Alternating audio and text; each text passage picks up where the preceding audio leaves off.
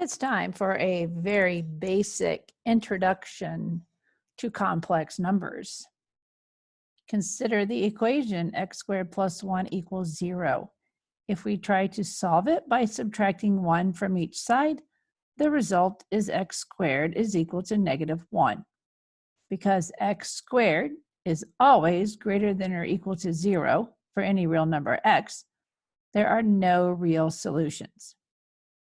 However, mathematicians have invented or discovered solutions. X squared is equal to negative 1. If you take the square root of both sides, x is equal to plus or minus the square root of negative 1.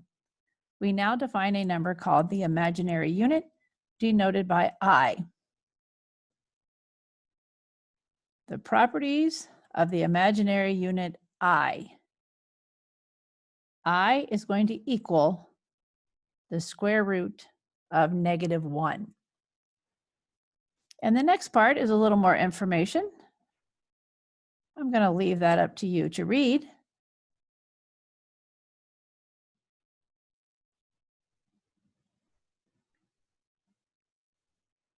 We only have 3 examples for this topic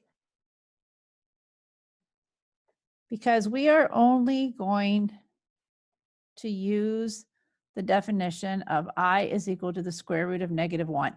So for the first example, we have the square root of negative 25.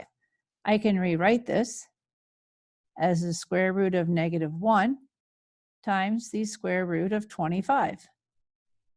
The square root of negative 1 is I, and the square root of 25 is 5. We do not write our answer as I5. We write it as 5I. More simply stated, if you change the negative inside the square root to a plus and put an I out in front, you evaluate the square root like we've done in a previous lesson. So this is equal to 5I. Number 2, the square root of 20. Again, we can write it as the square root of negative 1 times the square root of 20 and simplify the square root of 20. Or we can make the negative under the radical sign a positive, put an I out in front, and simplify the square root of 20, making our factor tree. So this is equal to 2I square root of 5. So again, all we're really doing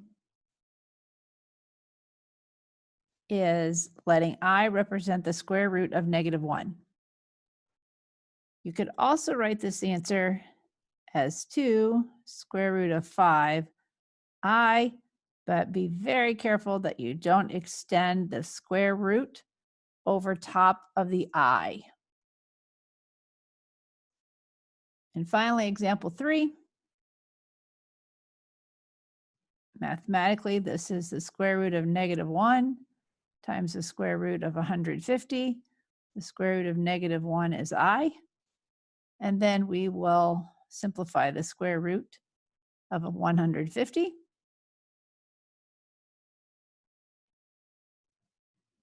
We can make a factor tree.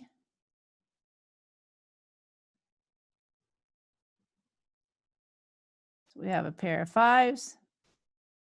So we have 5I square root of 6,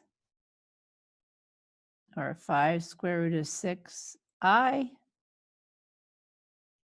or starting all over from the beginning, we can make the negative a plus, put an I out in front, and you can actually put square root of 150 in your calculator, and it'll tell you it's 5 root 6. Short and sweet video on what to do if you have a negative under the square root. That's it.